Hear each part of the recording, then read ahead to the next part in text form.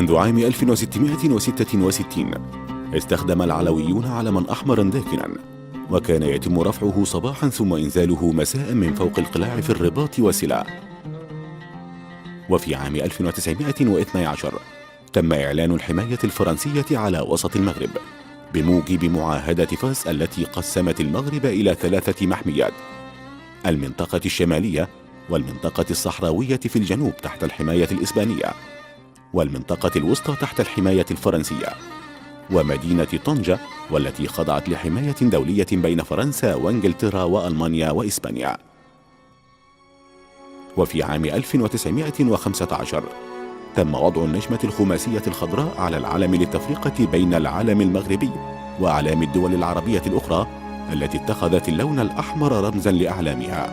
يرمز اللون الأحمر إلى الجهاد ودماء المدافعين عن الوطن، ويشار إلى النجمة الخماسية باعتبارها خاتم النبي سليمان عليه السلام، ويرمز اللون الأخضر إلى الانتماء إلى الإسلام الذي هو لون النجمة الخماسية.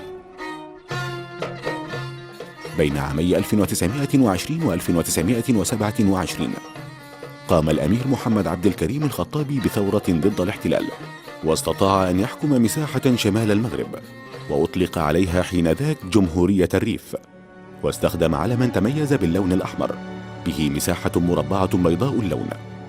واستخدمت إسبانيا على مدار 8 سنوات في المناطق الخاضعة لحمايتها علما أحمر يعلوه من ناحية الشمال مستطيل أخضر تتوسطه نجمة بيضاء.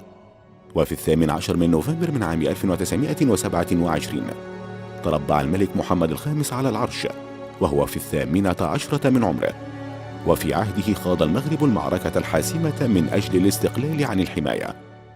وفي نفس العام عاد العلم كما كان قبل ثورة الريف أحمر اللون بنجمة خماسية، وبالمثل في بقية الأراضي المغربية المكملة للريف الشمالي. في 11 من يناير من عام 1944 تم تقديم وثيقة المطالبة بإنهاء حماية المغرب واسترجاع وحدته الترابية وسيادته الوطنية الكاملة إلى قوات الاحتلال الفرنسي الإسباني. في 20 من أغسطس من عام 1953 نفي محمد الخامس والأسرة الملكية إلى مدغشقر، واندلع بالمغرب ما يعرف بثورة الملك والشعب.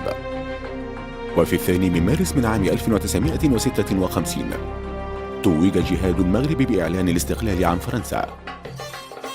وفي 7 من إبريل من عام 1956 أعلن الاستقلال عن إسبانيا.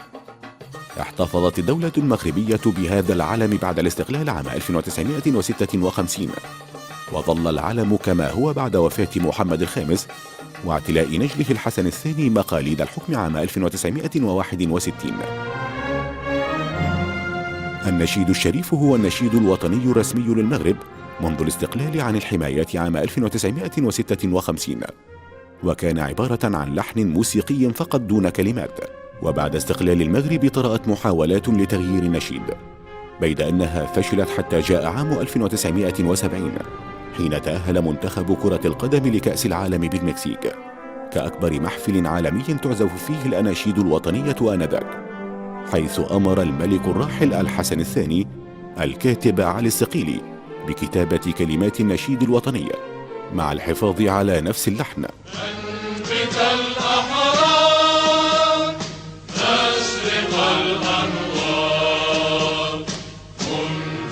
السؤدد وحما دمت منتدى وحما.